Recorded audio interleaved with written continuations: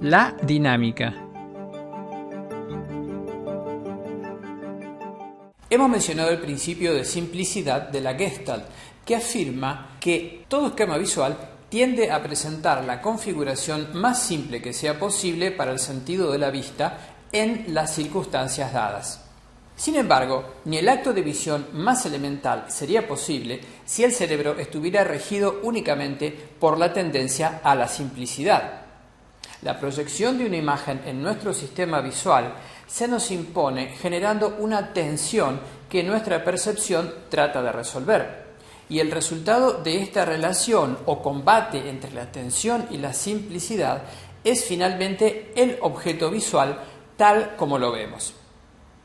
Arnhem dice, según el mensaje y el estilo de la obra, la tensión puede ser baja y el orden simple, como por ejemplo en la hilera de figuras frontales de un mosaico bizantino o la serenidad de un perfil griego, o por el contrario, la tensión puede ser alta y el orden complejo, como en los perfiles quebrados de los burgueses que dibuja Daumier o las figuras movidas, contorsionadas, violentamente escorzadas de Tiepolo.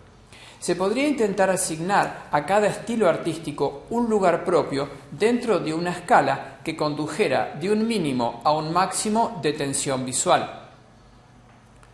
Lo cierto es que todo objeto visual es algo eminentemente dinámico. Podemos medir un objeto, expresar su temperatura-color o medir sus ángulos. Sin embargo, todos esos datos no son equivalentes a la propia y verdadera experiencia visual. La percepción no es medición ni es relato.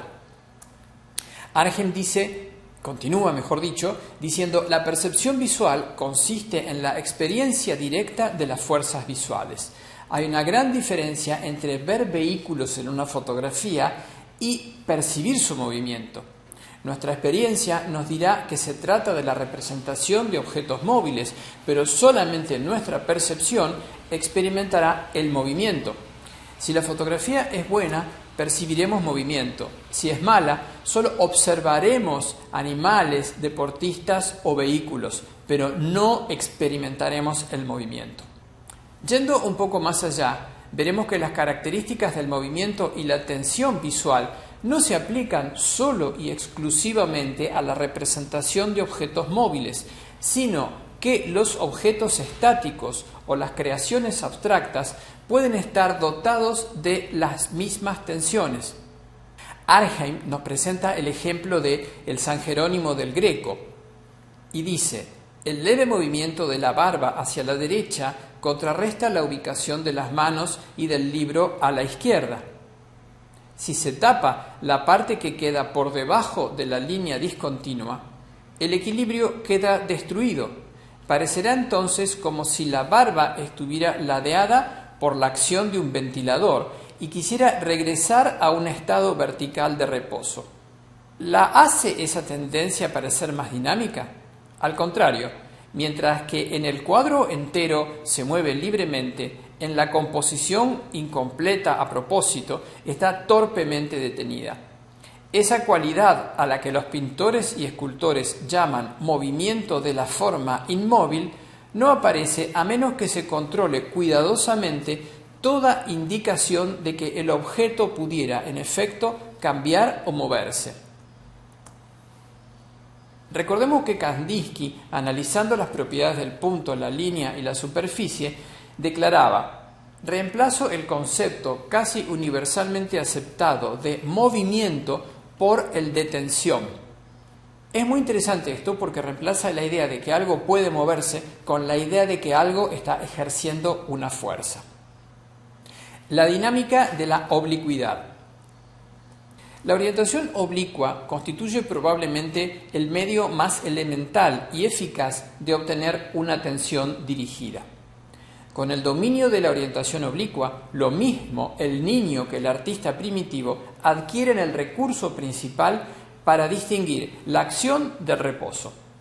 Los molinos de viento de los paisajes holandeses están quietos si sus aspas están pintadas en posición vertical, horizontal. Muestran un poco más de dinámica cuando son un par de diagonales simétricamente orientadas.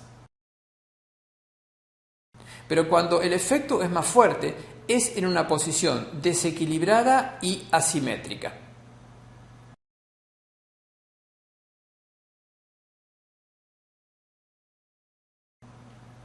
La última cena de Tintoretto, ejecutada en 1594, es un ejemplo de composición oblicua.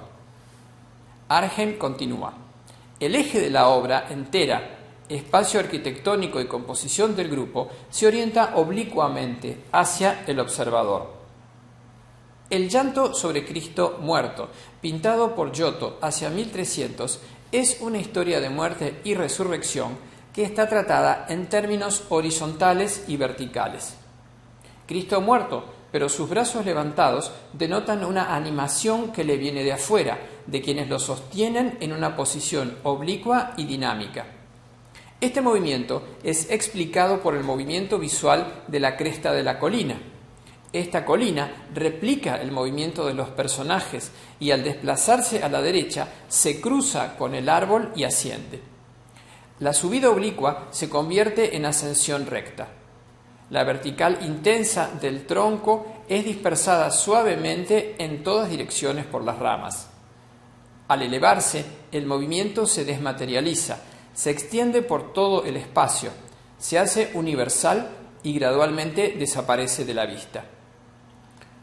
Los ángeles se reparten irregularmente por el cielo como una bandada de pájaros sacudida por el pánico que aletean convulsivamente de arriba hacia abajo, en posiciones extremas. La colina diagonal parece establecer un movimiento de abajo hacia arriba y viceversa, y a la vez separa el cielo de la tierra. Podemos recorrer la colina en ambos sentidos. Otro contraste extremo lo constituyen las dos mujeres dolientes que están sobre el Cristo, una con un movimiento abierto y la otra con un gesto cerrado. En otro violento contraste de movimiento, los brazos se extienden desesperadamente en la figura de Juan, que se yergue por encima y por detrás de la mujer agachada. Los sentimientos y la dimensión espiritual son demostrados en primer término por las estructuras visuales que soportan y representan a los personajes del cuadro.